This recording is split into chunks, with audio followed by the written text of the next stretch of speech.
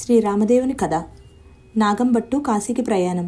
పూర్వకాలంలో ఒకానొక గ్రామమున నాగంభట్టు అనబడే ఒక నిరుపేద విప్రుడు ఉండేవాడు. అతనికి ఒక కొడుకు, ఒక కూతురు.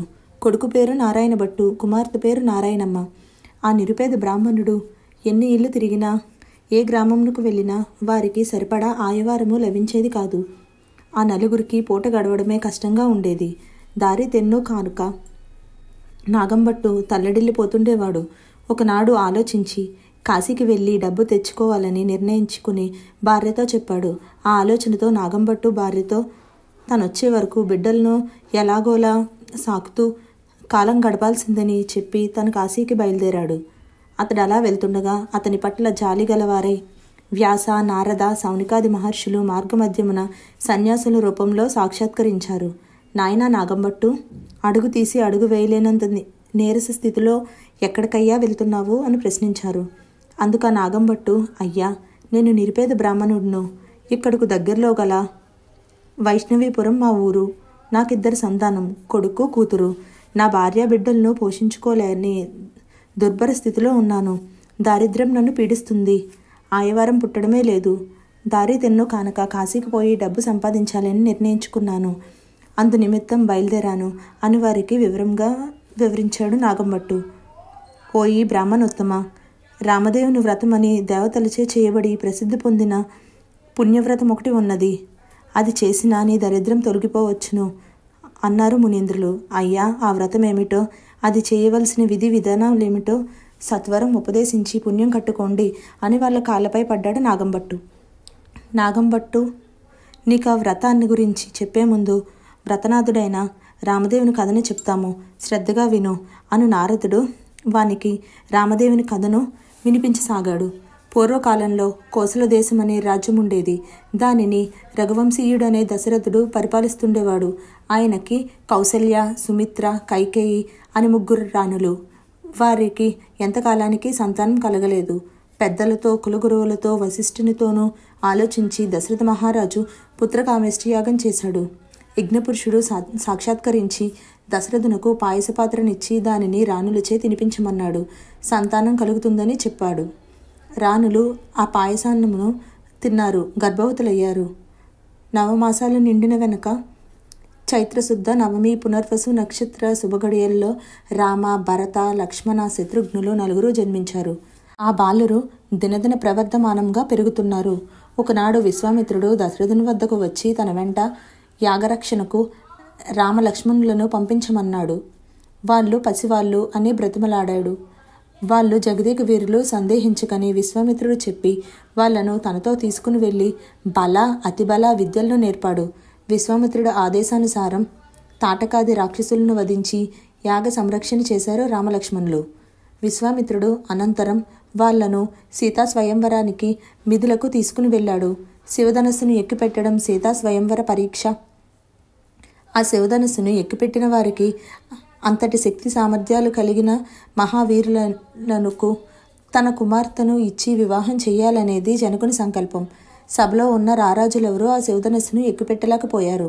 ఆ సమయమున శ్రీరాముడు ఆ శివధనస్సును అవలేలుగా ఎక్కుపెడుతుండగా ఆ శివధనస్సు యొక్క చాపం విరిగిపోయింది. ఇంతలో పరశురాముడు వచ్చి శ్రీరాముడిని తోలనాడాడు. శ్రీరాముడు వాని తేజస్సును తనలోనే ఐక్యం చేసుకున్నాడు. ఆపై సీతారాముల కళ్యాణ వైభవంగా జరిగింది. అందరూ అయోధ్యకు చేరి సుఖంగా జీవిస్తున్నారు. శ్రీరాముని పట్టాభిషేకం చేయడానికి నిర్ణయించుకున్నాడు దశరథుడు. ఆ సన్నాహ సందర్భంలో దశరథుడు ఉండగా అతని చిన్న భార్య అయిన కైకేయి వచ్చి రాజుతో, లోగడ మీరు నాకు 2 వరాలు ఇస్తానని వాగ్దానం చేశారు. ఆ వరాలు ఇప్పుడు అనుగ్రహించండి అని దశరథుడిని కోరింది. అందుకు దశరథుడు వరములను కోరమనగా, ఒక వరంగా భరతుడికి పట్టాభిషేకం చెయ్యండని, 2వ వరంగా రాముణ్ణి 14 సంవత్సరాలు వనవాసానికి పంపించండి అని కోరుకున్నది. ఆ మేరకు శ్రీరాముడు వనవాసానికి బయలుదేరాడు. సీతా లక్ష్మణులో రాముణ్ణి అనుసరించి అడవులకు బయలుదేరారు. విషయం తెలిసిన భరతుడు శ్రీరాముని వద్దకు వచ్చి అయోధ్యకు రావాల్సింది, రాజ్యపాలన చేపట్టవలసిందని కోరుకున్నాడు. రాముడు అందుకు అంగీకరించలేదు. ఒకే మాట నాది, తండ్రి మాటకు కట్టుబడిన వాడినని అడవులకు వెళ్ళిపోయాడు. ఆ అడవిలో లంకా నగరధీశుడు, రాక్షసేంద్రుడు అయిన రావణుని చెల్లెలు శూర్పణఖ వచ్చి రాముణ్ణి చూచి మోహించి అవమానం పాలైంది. అది తెలిసిన రావణుడు రాముడున్న చిత్రకూటమికి వచ్చి సీతను అపహరించాడు. ఆమెను వెతుకుతూ రామలక్ష్మణులు కిష్కింధకు వచ్చి రామభక్తుడైన హనుమంతుడిని సూచన ప్రకారం సుగ్రీవునితో ఒప్పందం చేసుకున్నారు. ఒప్పందం ప్రకారం వాలిని చంపి సుగ్రీవుడిని కిష్కింధకు నాదుడిని చేశాడు. సీతాన్వేషణకు సుగ్రీవుడు వానర సమూహాన్ని పంపించాడు. అలా వెళ్ళిన వారిలో హనుమంతుడు లంకలో సీతను చూచి ఆమె జాడను రాముడికి చెప్పాడు. వానరులతో వారధిని నిర్మింపజేసి లంకకు వెళ్ళి రావణుడిని ఓడించి లంక నుంచి సీతను కాపాడి విభీషణుని లంకాధిపతిగా పట్టాభిషేకం చేశాడు. అనంతరం అయోధ్య చేరుకుని సీత లక్ష్మణ భరత శత్రుఘ్న సమేతంగా అయోధ్యను పరిపాలించాడు. దయామయుడైన ఈ మహనీయుడి వ్రతమును రామదేవుని వ్రతము. శిష్ట రక్షకుడు దుష్ట శిక్షకుడు అయిన రాముడు కరుణామయుడు, నీ కష్టములను తొలగిస్తాడు. రామదేవుణ్ణి వ్రతం చేసి తరించమన్నాడు నారదుడు. అంతటా వ్రత విధానాన్ని వివరించండి అని కోరుకున్నాడు నాగంభట్టు. అతని కోరికపై అతనికి వ్రత విధానం వివరించాడు. ఇంటికి తూర్పు ఈశాన్య మూల పూజాపీట వేసి శ్రీరాముణ్ణి 5 లక్షవారములు ఆరాధించాలి. అష్టోత్తర శతనామాలతో పుష్ప ఫల తాంబూలాలతో చందనాగుర గంధ నీరాజనాలతో గోధుమ రవ్వ పాలు నెయ్యితో చేసిన ప్రసాదాన్ని 5 ఉండలుగా చేసి స్వామికి నివేదించి స్వామివారి కథను చెప్పుకోవాలి. 5 ఒకటి రాముదేవునికి, 2వది విప్రునకు, 3వది ముత్తైదువునకు, 4వ ఉండ ఇరుగు పొరుగు వారికి, 5వ ఉండ ఈ వ్రతం నోచిన స్త్రీలు వారి కుటుంబ సభ్యులు స్వీకరించాలి. ఈ వ్రతమును ఆదివారము లక్షవారం రోజుల్లోనే కాకుండా మిగతా రోజుల్లో కూడా చేసుకుంటూ ఉండవచ్చు అని చెప్పి వ్యాస నారద సౌనికాది మహామునులు అంతర్ధానులయ్యారు. నాగంభట్టు విని తిరిగి స్వగ్రామానికి చేరుకున్నాడు. భార్యాబిడ్డలకు జరిగిన అంతా వివరించి రామదేవుని వ్రతం భక్తి శ్రద్ధలతో చేశాడు. అతని పరిస్థితులు బాగుపడ్డాయి, సిరి సంపదలు కలిగాయి. తాను కాశీకి బయలుదేరి వెళ్లకుండా తిరిగి వచ్చిన సంగతి గుర్తుకు వచ్చి కాశీకి వెళ్ళి అన్నపూర్ణ విశ్వేశ్వరుల దర్శనం చేసుకోవాలని నిర్ణయించుకుని భార్యాబిడ్డలతో చెప్పి కాశీకి వెళ్ళాడు. తండ్రి నాగంభట్టు చెప్పిన ప్రకారం కుమారుడు రామదేవుని వ్రతం చేస్తూ కథను చెప్పుకుంటూ భక్తి శ్రద్ధలతో జీవిస్తున్నాడు. ఒకనాడు రామదేవుని కథ చెప్పుకుంటూ వినడానికి రమ్మని తల్లిని పిలిచాడు. పాచి పనులు చేసుకుని వంట వార్పు చేసుకోవాలి, కథ వినడానికి రాలేను అన్నది తల్లి. అందువల్ల రామదేవునికి ఆగ్రహం కలిగింది. వారు ఆ ఇంటి గల సిరి సంపదలు వస్తువాహనములు దొర్లుకుంటూ పరాయి ఇళ్లకు చేరుకున్నాయి. వారి ఆయవారపు చెంబు కూడా వెళ్ళిపోతుండగా దాన్నైనా ఉంచమని కోరవే అమ్మ అన్నది కూతురు నారాయణమ్మ. స్వామి ఆ చెంబును ఉంచవలసిందని కోరుకున్నది. చెంబు ఇంట నిలిచిపోయింది. వెండి కంచం దొర్లుకుంటూ పోతుండగా కంచము అంచు పట్టుకుని లాగింది కూతురు. అంచు ఊడి మిగతా కంచము వెళ్ళిపోయింది. తల్లి నిప్పు కోసం ఆ ఇంటికి వెళ్ళి కంచమును చూచి అది తమదేనని వారితో తగువలాడింది. ఇంట మిగిలి ఉన్న అంచును తీసుకుని వచ్చి రుజువు చేయబోయింది. ఆ అంచు కంచానికి అతుక్కుపోయింది. మేము మీ ఇంటికి వచ్చామా, మీరు మా ఇంటికి వచ్చారా, ఇది మా కంచమేనని పొరుగింటామే ఆ కంచమును ఉంచేసుకుంది. యథాప్రకారం పూట గడవడం కష్టంగా ఆ కుటుంబం జీవితం సాగిస్తుంది. నాయన, ఎలా వచ్చిన సిరి సంపదలు అలానే వెళ్ళిపోయాయి. నేనేదో పాచిపని చేసుకుంటూ బ్రతుకుతాను. నువ్వు నీ చెల్లిని తీసుకుని వెళ్ళి ఎవరికైనా ఇచ్చి వివాహం చేయవలసిందే అని ఆజ్ఞాపించింది తల్లి. అందుకు నారాయణ భట్టు చెల్లిని తీసుకుని వరాన్వేషణకు బయలుదేరాడు. కాశీకి వెళ్ళిన తండ్రి తిరిగి వస్తూ వారికి దారిలో ఎదురయ్యాడు. వానికి జరిగిన సంగతి అంతా వివరించి తల్లి ఆజ్ఞను వివరించి మీ ఆజ్ఞ ఏమిటి అని ప్రశ్నించాడు. అందుకు ఆ తండ్రి నారాయణ భట్టుని తల్లి చెప్పిన ప్రకారం చెయ్యి, నేను ఇంటికి వెళ్తాను అని తన గ్రామపు దిక్కుగా వెళ్ళిపోయాడు నాగంభట్టు. ముందుకు వెళ్తున్న నారాయణ భట్టు నారాయణమ్మలకు ఒక బ్రాహ్మణ యువకుడు తారసపడ్డాడు. ఓయి విప్రకుమార, నా చెల్లెల్ని నీకిచ్చి వివాహం చేస్తానో చేసుకుంటావా అని అతన్ని అడిగాడు నారాయణ భట్టు. అప్పుడు ఆ యువకుడు నాకు పెళ్ళి వద్దు, పేరెంటము వద్దు అని అతను వెళ్ళిపోయాడు. మరికొంత దూరం వెళ్ళగా ఆ అన్న చెల్లెలకు మరి ఒక విప్రుడు కనిపించాడు. నారాయణ భట్టు నా చెల్లిని పెళ్లి చేసుకుంటావా అని వానిని కూడా అడిగాడు. నాకు ఇప్పటికే 2 పెళ్ళిళ్ళు అయ్యాయి, నాకు ఇంకా పెళ్ళేమిటి అని పారిపోయాడు. ఏమి చేయడానికి తోచక వాళ్ళిద్దరూ వెళ్ళి ఒక ఉద్యానవనంలో కూర్చుని విశ్రాంతి తీసుకుంటున్నారు. అక్కడికి పువ్వులు కోసుకోవడానికి ఒక బ్రాహ్మణుడు బ్రహ్మచారి వచ్చాడు. వానిని చూసి నారాయణ భట్టు పోయి నా చెల్లిని నీకిచ్చి పెళ్లి చేస్తానో చేసుకుంటావా అని అడిగాడు. అందుకు బ్రహ్మచారి పెళ్లి చేస్తానంటే వద్దంటానా, వెళ్ళి ఆశ్రమంలో మా గురువుగారు అనుమతి తీసుకోండి అన్నాడు. వాళ్ళు ముగ్గురు కలిసి ఆశ్రమానికి వెళ్ళారు. గురువుగారిని ఉద్దేశించి, మహానుభావ, మీ శిష్యుడికి మా చెల్లెల్నిచ్చి వివాహం చేయాలనుకుంటున్నాను. మీ అనుమతి కోసం వచ్చానన్నాడు. పెళ్లి చేస్తానంటే అభ్యంతరం ఏముంది, కానీ వాడి వద్ద చిల్లి గవ్వ కానీ చిన్న మొత్తం కానీ లేదు. ఇష్టమైతే అలాగే చేయవలసిందే అన్నాడు. నాకు ఇష్టమే అన్నాడు నారాయణ భట్టు. 4 రాట్లు తెచ్చి మండపం ఏర్పరిచి వివాహం జరిపించాడు. అనంతరం అక్కడే రామదేవుని కథను చెప్పుకుంటూ కొంతకాలం గడపగా ఒక విప్రుడు వచ్చి, అయ్యా, నా 4 ఎకరాల భూమిని మీకు దారపోస్తాను, తీసుకుందరు గాని రండి అన్నాడు. అయ్యా, రామదేవుని కథ చెప్పుకుంటున్నాము, ఇది పూర్తయ్యాక తీసుకుంటామన్నారు. కథ పూర్తయింది. ఆ విప్రుడు చెంబుతో నీళ్లు దారి విడిచిపెడుతూ, నా 4 ఎకరాల భూమిని సర్వ హక్కులతో నీకు దారపోస్తున్నాను అని భూమిని వారికి స్వాధీనం చేసి వెళ్ళిపోయాడు. వీళ్ళు ఆ స్థలానికి వెళ్ళి అక్కడే జీవిస్తున్నారు. మరికొంతకాలం గడిచేసరికి ఆ దేశ రాజుగారు ఒక గృహాన్ని నిర్మించి కొంత నగదుతో పాటు పాడి పశువులతో ఉత్తమ దంపతులకు దానమివ్వడానికి నిర్ణయించుకున్నారు. ఆ రాజు కలలో కనబడిన రామదేవుడు, పలానా చోట ఆలు మగలున్నారు, సేద్యం చేసుకుంటూ బ్రతుకుతున్నారు, వారికి ఇవ్వాల్సిందని ఆదేశించాడు. నారాయణ భట్టు వారి చెల్లి, ఆమె భర్తను, ఇంటిని నగదును స్వీకరించవలసిందని కబురు పంపించాడు మహారాజు.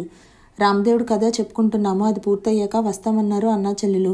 ఆ ప్రకారం కథ పూర్తయ్యాక రాజదర్శనం చేసుకుని ఇల్లు, నగలు, పశువులు దానంగా తీసుకున్నారు.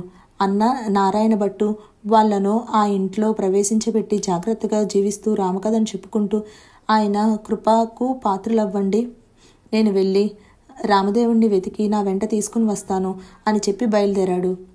అలా వెళ్ళగా వెళ్ళగా నారాయణ భట్టుకు ఒక గ్రామం తగిలింది. గ్రామం పొలిమెరలో ఒక ధాన్యపు రాశి ముందు కూర్చుని ఏడుస్తున్న గొల్లవాడు కనిపించాడు.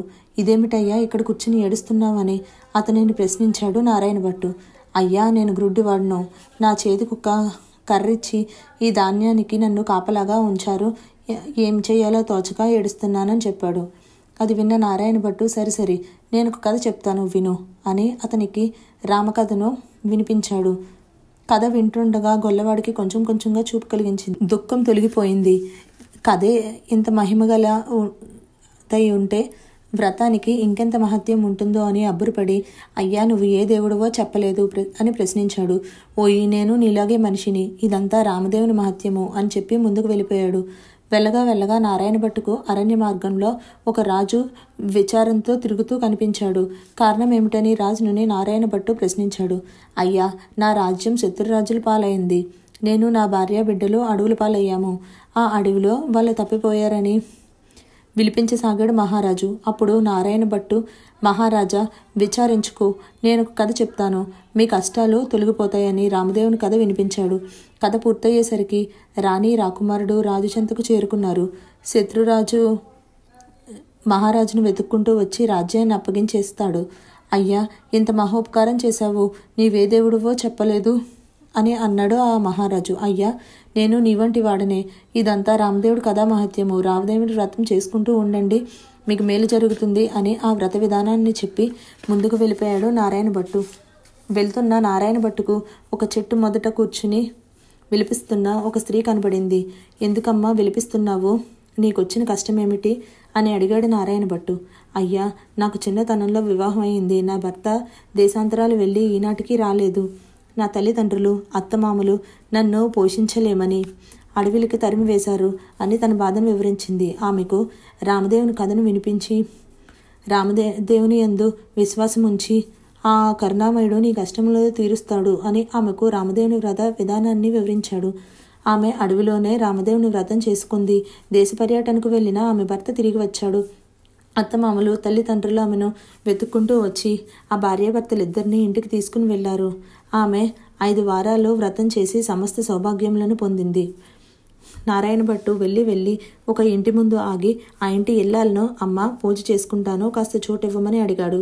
మడి తడి తమకు కుదరదని కసురుకుందా ఇల్లాలు. కోనేరైనా చూపించమన్నాడు. ఇక్కడకు ఈశాన్య దిక్కున 4 అడుగుల దూరంలో ఉన్నదని అన్నది. అతడు వెళ్ళి స్నానం చేసి వచ్చి ఆ ఇంటి అరుగు మీద రామదేవుని పటం పెట్టుకుని కూర్చుని పూజ చేసుకున్నాడు. ఆ సవ్వడికి బయటకొచ్చిందే ఆ ఇల్లాలు వారిని పూజను చూసి ప్రసాదం తీసుకుని లోపలికి వెళ్ళిపోయింది. అతడు పూజ పూర్తి చేసుకుని అక్షింతలు నెత్తిన వేసుకుని కొన్ని ఆ ఇంటి మీద జల్లి వెళ్ళిపోయాడు. ఆ ఇల్లు ఇంద్రభవనంలా మారిపోయింది. ఆ ఇంటి యజమాని ఆదివారానికి వెళ్ళి వచ్చి మోయలేనంత భిక్షతో వచ్చి మారిన తన ఇంటిని గుర్తుపట్టలేక అక్కడే తిరగసాగాడు. ఇంతలో అతని ఇల్లాలో అతన్ని చూచి, ఇదే మన ఇల్లు, లోపలికి రండి అని పిలిచి జరిగిన విషయమంతా చెప్పింది. దానికి ఆనందాశ్చర్యంలో మునిగిపోయి ఉన్న ఆ ఇంటి యజమాని నారాయణ భట్టును వెతుక్కుంటూ వెళ్ళాడు. కొంత దూరానికి అతన్ని కలిసి క్షమాభిక్ష కోరి తన ఇంటికి రావాల్సింది అని కోరాడు. అయ్యా, నేనిప్పుడు రామదేవుని వెతుక్కుంటూ వెళ్తున్నాను.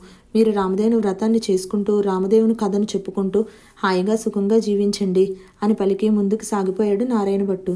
నారాయణ భట్టు కొండలు, కోనలు, అడవులు, ఎండనక వాననక తిరిగి తిరిగి అలసిపోయాడు. తిండి లేనందువల్ల సొమ్మసిల్లిపోయాడు. రామదేవునకు అతని పట్ల దయ కలిగి ముసలివాన్ రూపంలో వచ్చి నారాయణ భట్టుకు సేవలు చేసి సేద తీర్చాడు. భోజనం చేద్దుగాని మా ఇంటికి రావాల్సింది అని పిలిచాడు. అయ్యా, నేను రామదేవుని వెతుక్కుంటూ వెళ్తున్నాను. నేనిప్పుడు మీ వెంట రాలేను. నాకు కోనేరు చూపించండి, స్నానం చేసి స్వామి పూజ చేసుకుంటాను అన్నాడు. స్వామి కోనేరు చూపించగా నారాయణ భట్టు వచ్చి ముందుకు బయలుదేరబోయాడు. కంచాలు, నవకాయ పిండి వంటలు అన్నీ సిద్ధంగా ఉన్నాయి, భోజనం చేయమని నారాయణ భట్టుకు అవన్నీ చూపించాడు స్వామి. ఇప్పుడేమీ తీసుకోను, నా స్వామి నాకు కనిపించాలి. ఓయి నారాయణ భట్టు, నేనే రామదేవుణ్ణి అన్నాడు. అలా అయితే నీ దర్శనం నాకు కావాలి అన్నాడు. వెంటనే స్వామి శివరూపంలో సాక్షాత్కరించాడు. చేతిలో త్రిశూలము, గజ చర్మాంబరము, త్రినేత్రము, శిరస్సును గంగా, సరసన పార్వతి, వెంట నందితో సాక్షాత్కరించాడు. శివుణ్ణి చూసి పులకించి ఇట్లా స్తుతించాడు నారాయణ భట్టు. ఈశా, మహేష, పార్వతీ వల్లభ, పరమేశ, కైలాసవాస, కరుణాంతరంగ, పన్నగభూషణ, చంద్రశేఖర, కపాలధారి, శివ, ధన్యుణ్ణి, దేవ ధన్యుణ్ణి అంటూ పరిపరి విధముల స్తుతించాడు. తన్మయుడై సాష్టాంగ ప్రణామాలు చేశాడు.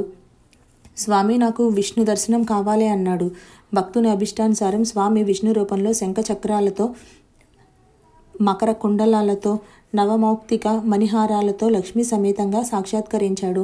హే దామోదర, పుండరీకాక్ష, జయము జయము, జయరూపాయ, క్షీరాబ్దిశయన, శేషసాయి, శంఖచక్ర గదాధరి, అచ్యుత, భక్తవత్సల, దుఃఖనాశక, యోగీశ్వరీశ్వర, శుద్ధాయ, నిర్మలాయ, నీలమేఘశ్యామ, పురాణ పురుష, పుణ్యస్వరూప, నమో నమః అని పరిపరి విధముల స్వామిని కీర్తించి దండ ప్రణామాల ఆచరించి, హే పరంధామ, నాకు రామదేవుని సాక్షాత్కారం కావాలి అన్నాడు. కోదండపాణి సీతా సమేతంగా భరత, లక్ష్మణ, శత్రుఘ్న, హనుమాదులతో సాక్షాత్కరించాడు. మునిజన వందిత మనోవికాస తాటకం మారీచ, రావణ, కుంభకర్ణ సంహార, పట్టాభిరామ, పాహి పాహి అని నమస్కరించి తన్మయుడైపోయాడు నారాయణ భట్టు. రామదేవుడు మధుర మందహాసంతో నారాయణ భట్టుని ఉద్దేశించి, నేనే కనిపించాను కదా అన్నాడు. అప్పుడు స్వామి, మీ దర్శన భాగ్యం కలిగింది, నా అన్వేషణ ఫలించింది, నాకిప్పుడు భోజనం చేయడానికి మరి ఏ అభ్యంతరమూ లేదు. నాదొక కోరిక, అది కూడా తమరు అనుగ్రహిస్తే భోజనం చేస్తాను అన్నాడు. ఏమిటది అని ఆప్యాయంగా ప్రశ్నించాడు రామదేవుడు. భోజనం తర్వాత మీరు నా వెంట వస్తానంటే ఆనందంతో ప్రసాదం తీసుకుంటాను అన్నాడు వినమ్రంగా. నారాయణ భట్టుకి వస్తానని వాగ్దానం చేశాడు రాముడు. సీతమ్మ తల్లి, ఆమె పరివారము వెండిపేటలో వేసి బంగారు కంచంలో నవగాయి పిండి వంటలతో నారాయణ భట్టుకు భోజనం పెట్టింది. రామదేవుడు నారాయణ భట్టుకు కర్పూర తాంబూలం ఇచ్చాడు. భోజనానంతరం స్వామిని తనతో రమ్మని నారాయణ భట్టు ముందు బయలుదేరాడు. సీతా సమేతంగా రామదేవుడు అతని వెంట బయలుదేరాడు. కొంత దూరం వెళ్ళిన తర్వాత నారాయణ భట్టు వెనుతిరిగి చూశాడు. రామదేవుడు కనిపించలేదు. ఆ ఆకస్మిక పరిణామానికి సొమ్మసిల్లి పడిపోయాడు నారాయణ భట్టు. రామదేవుడు సేద తీర్చి, నేను నీ వెంటనే వస్తాను అని అన్నాను కదా, నీకు నా మీద నమ్మకం లేదా, అనుమానమా అని అడిగాడు. సత్యవాక్ పరిపాలక, దీనజన బంధు, ఆర్తత్రాయపరాయణ, నా వెంట నువ్వు కనబడకపోయేసరికి నాకు సమస్తము అంధకారమైపోయింది. కళ్ళు తిరిగి చూపు కానలేదు. అంతేకాని నిన్ను శంకించ నేనెంతవాడును, నన్ను మన్నించుదేవా అని వేడుకున్నాడు. భట్టు, నీ భక్తికి మెచ్చాను. నీతో రావడానికి నాకే అభ్యంతరమూ లేదు. నన్ను నీ భుజములపై నెక్కించుకుని తీసుకుని వెళ్ళు. నా కొరకై వచ్చే సమయంలో నీవు ఎవరెవరి ఇంటికి వెళ్ళావో వారి అందరి ఇళ్లకు నన్ను తీసుకుని వెళ్ళు అన్నాడు. చిత్తం స్వామి అని తొలిత రామదేవుని పూజకు ఇల్లు ఇవ్వను అని అన్న ఇల్లాలి ఇంటికి తీసుకుని వెళ్ళాడు. అక్కడి నుండే స్వామిని తనను విచారగ్రస్తురాలుగా తారసపడిన ఇల్లాలి ఇంటికి తీసుకుని వెళ్ళాడు. అక్కడ ఆమె భర్త, అత్తమామలు, తల్లిదండ్రులు రామదేవుని కథను చెప్పుకుంటూ కనిపించారు. ఆ తర్వాత నారాయణ భట్టు స్వామిని కాపున్న గుడ్డి గొల్లవాని ఇంటికి తీసుకుని వెళ్ళాడు. అక్కడ గొల్లడు రామదేవుని కథను భక్తి ప్రపత్తులతో చెప్పుకుంటున్నాడు. వీరంతా రామదేవుని అనుగ్రహ పాత్రులై అష్టైశ్వర్యాలతో వర్ధిల్లుతూ ఆనందంగా జీవిస్తున్నారు. వారందరి ఇంటి నుండి నారాయణ భట్టు తన చెల్లెలు నారాయణమ్మ ఇంటికి చేరుకున్నాడు. ఆమె భర్త ఎదురొచ్చి నారాయణ భట్టుని అతిథి పూజలతో సత్కరించబోయారు. చెల్లెలా, నీ మర్యాదలు అందుకున్న తీరిక నాకు లేదు. నేను రామదేవుణ్ణి తీసుకుని వస్తున్నాను. నువ్వు నీ భర్త మన ఇంటికి రావాల్సింది అన్నాడు. ఆమె భర్త అందరూ కలిసి తన ఇంటి దిశగా ముందుకు సాగిపోయారు. గ్రామం చేరుకున్న నారాయణ భట్టును చూచిన గ్రామస్తులు నాగంభట్టు వద్దకు వెళ్ళి, అయ్యా, మీ కుమారుడు కొంతమందిని తీసుకుని రామదేవునితో వస్తున్నాడు అని తెలియజెప్పారు. తల్లిదండ్రులు వారికి ఎదురెళ్లారు. వారిని చూచి, జనుకులారా, నన్ను చూస్తూ నిలబడిపోకండి. మీరు వెంటనే మన ఇంటికి వెళ్ళి తూర్పు దిక్కున ఈశాన్య మూలన పసుపు రాసి బొట్టు పెట్టి పీఠాన్ని తయారు చేయండి. స్వామిని పీటపై కూర్చుండబెట్టి పూజ చేద్దాము. గోధుమ రవ్వ, ఆవు పాలతో ప్రసాదం చేసి దానినే 5 ఉండలుగా స్వామి నైవేద్యానికి సిద్ధం చేసి నాకు కబురు చేయండి అని చెప్పి వారిని ఇంటికి సాగరంపాడు. వారిని అలా పంపించి స్వామిని తన భుజములపై కూర్చుండబెట్టుకుని ఆ గ్రామంలో 4 వీధుల్లో ఊరేగించి తల్లిదండ్రులు అంతా సిద్ధం చేశామని కబురు పంపించగానే నారాయణ భట్టు స్వామితో ఇంటికి చేరుకున్నాడు. స్వామి, మీరు మా ఇంట్లో కుడిపాదం పెట్టవలసింది అని ప్రార్థించాడు. స్వామి ఆ ప్రకారం కుడిపాదం మోపి లోపలికి ప్రవేశించాడు. ఆ తదుపరి ఆ ఇల్లు నవరత్నాలు తాపిన కుడ్యాలతో రాజప్రసాదంగా మారిపోయింది. దేవాదిదేవ శ్రీరామ, నేను నిరుపేదను, నిన్ను తప్ప అన్యమెరగను. అందు అనుగ్రహముంచి ఆచారమని గాని అపచారమని గాని ఎంచక నాకు గల ఈ పుచ్చుపీటపై కూర్చుండవలసిందని ప్రార్థించాడు. అతని ప్రార్థనను మన్నించిన రామదేవుడు ఆ పుచ్చిపీటపై కూర్చున్నాడు. స్వామి కూర్చోవడంతో ఆ పుచ్చిపీట పచ్చలు తాపిన పచ్చడి పీఠంగా మారిపోయింది. స్వామివారు ఆ పీఠంపై సీతా, లక్ష్మణ, హనుమత్ సమేతంగా సపరివారంగా అక్కడి వారందరికీ సాక్షాత్కరించారు. వారంతా కలిసి నాగంభట్టు, నారాయణ భట్టు మొదలగు ఆ కుటుంబాల వారితో కలిసి శ్రీరామదేవుడు వ్రతాన్ని యథావిధిగా కథ చెప్పుకుని అక్షంతలు నెత్తిమీద వేసుకున్నారు. అంతలో అక్కడికి దూర ప్రాంతంలో నుంచి ఒక విప్రుడు కాయన వచ్చి నాగంభట్టుకు నమస్కరించి, అయ్యా, ఉత్తరాదిన గల రత్నాలగిరి అగ్రహారం నాది. నా పేరు మాధవ శర్మ. నాకు యుక్త వయసుకు వచ్చిన కుముద్వతి అను కుమార్తె ఉన్నది. మీరు అంగీకరిస్తే ఆమెను మీ కుమారుడుకు నారాయణ భట్టుకు ఇచ్చి వివాహం చెయ్యాలని వచ్చాను అన్నాడు. ఆ మాటలకు అచ్చటి వారంతా ఎంతగానో ఆనందించి నాగంభట్టు అనుమతితో నారాయణ భట్టుకు కుముద్వతినిచ్చి వివాహము అత్యంత వైభవంగా చేసిరి. నాగంభట్టు దంపతులు నూతన వధూవరులైన నారాయణ భట్టు, కుముద్వతి, నారాయణమ్మ దంపతులు అందరూ కలిసి క్షేమ, స్థైర్య, ఆయుర, ఆరోగ్య, ఐశ్వర్యాలతో తొలుతోగుతూ రామవ్రతము నిరంతరము చేసుకుంటూ సదా రామకథను చెప్పుకుంటూ వర్ధిల్లండి అని పెద్దలు ఆశీర్వదించారు. ఈ వ్రతాన్ని, కథను లోకులు పాటించి సుఖశాంతులతో రామదేవుడిని అనుగ్రహపాత్రులై తరిస్తున్నారు. ఈ కథను చెప్పుకుని అక్షింతలు శిరసుపై వేసుకుని ప్రసాదం స్వీకరించాలి. సమాప్తం.